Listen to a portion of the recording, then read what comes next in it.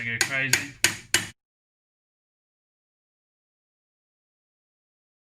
Right, so welcome to part 2 of the series on this diesel. As you can see immediately, it's looking vastly better than when it did when we first got it. I spent a hell of a long time sandblasting and painting these racks.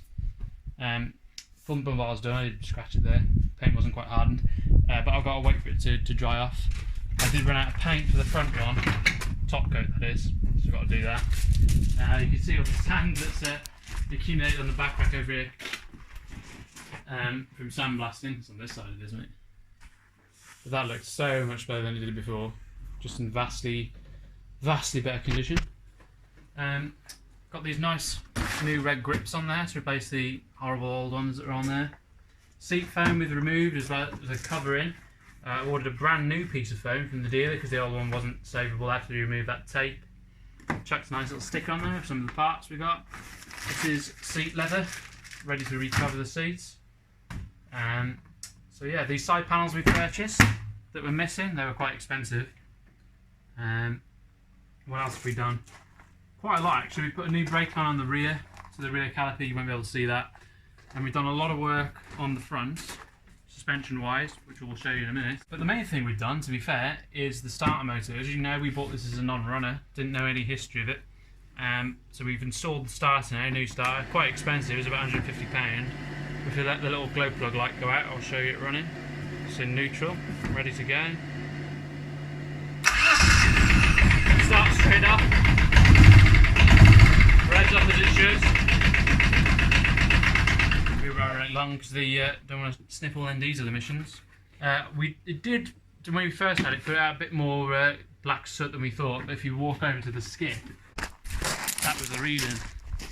Manky air filter, should be obviously white. That's not been changed in some time. It's not as bad as some of the ones I've seen, but that was the cause of the black smoke. Right, so now what I think we'll do, we've got it jacked up, we'll take the front wheels off, we'll show you what we've done, and we'll also install some more bushings. Okay, so the front wheel's now off, and as you can see we have done quite a lot of work down here. I did just forget to mention that we've done at least, well, 80% of the brakes we've done. We took these calipers apart, we greased up the sliders, didn't need to do anything with the pistons, they were quite clean, just give them a bit of a clean up. Brand new pads on there. As we mentioned in the previous video, the disc isn't actually bad at all, so we're leaving that as it is. We've bled the front brakes through. The rear brakes we can't bleed through at the moment because we think the secondary cylinder is bad, so we need to sort that out. But if you remember in the previous video, this whole suspension assembly was just flopping everywhere. Side we've got a similar amount of play, but we replaced quite a lot of bushes on this side. We replaced these upper control arm bushes, the lower control arm bushes, lower shock push, upper shock push, all that's been changed. So now, as you can see, there's no side-to-side movement or out inward movement, but if you look at here, our ball joints aren't very, well, they're okay-ish, but they're not the best look. Well, quite bad actually, there's a lot of movement in them. So we've got over here,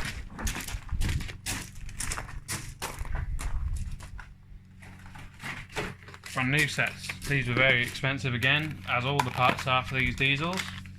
We'll be installing them today. Got 3 of them because I think one on this side has been replaced in the past. That's good. This side is still a bit floppy. We replaced the upper and lower shock push. See some of the copper grease from when we did the brakes. And we've replaced the lower control arm bushes, but not the uppers because we ran out. So as you can see, the upper has a lot of movement in it. But we have our new upper bushings here, and there's a pin around somewhere for that. And what else have we done? We've done that much to it already. Ah yeah, we've done, if you head around the back, if you remember in a previous episode, the CV boots on this axle was torn. I don't know if you can see, we replaced the one that was torn, and being as we had it apart, we also replaced the inner boots. The rest of the boots are fine. So that's one thing done. We've painted up this rear section a little bit, just to make it look a bit tidier. Painted the exhaust. But look at these racks, this has made a huge difference to the bike.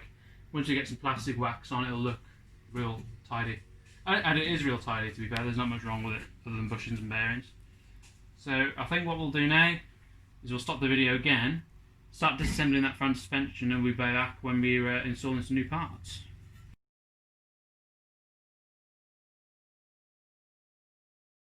Right, so we got this A-arm off. Yet to remove the bushes. I think the pin's probably alright, to be honest. This is a ball joint. You can see why they've all gone bad. The rubber is at an age when it's starting to go, look. So contaminants get in there and ruin the ball joint. As you can see, it is got quite a bit of play in it. So to remove this, we need to remove the top circlip and absolutely hammer the hell out of it. If it's the same as the latest type, that is. Where's the latest type? This is the latest type that was on 2010 plus Arctic Cat diesels, but they should fit these arms. These obviously push in that way, and I suspect these probably have pushed in the same way, but we won't tell until we've actually got them out. I might end up just cutting this off with an angle grinder, but we'll resume when we know what we're doing.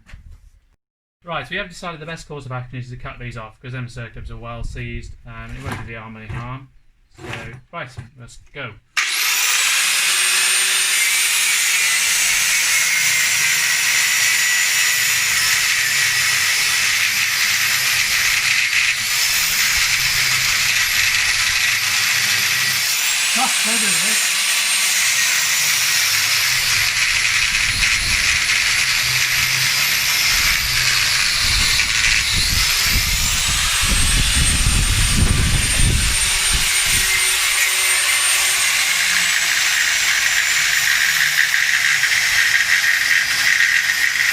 So now we can easily get that clip off, now that most of the actual ball joint is out of the way. You can see we've barely touched the arm, so that's not going to do it any harm. Get a bit of a hammer. Yeah, so basically what's just happened is our toolbox has just completely fell over. After our disastrous thing with the toolbox, we've managed to get this ball joint out. I personally do just put a tiny little dab of copper grease on it just to help it going in straight. It won't affect it. So yeah, we'll put this in now. That's really annoying me, that is. Really annoying me. It's alright to tap on here a little bit, as long as it don't go crazy. In fact, I think I will get a piece of wood for that, so we may as well pause it there. This is by far the best way to get rid of old bushings, just burn them out. Creates a bit of a stink and it's very hot, but yeah. Small flame, big flame. Right, I think that's enough of that.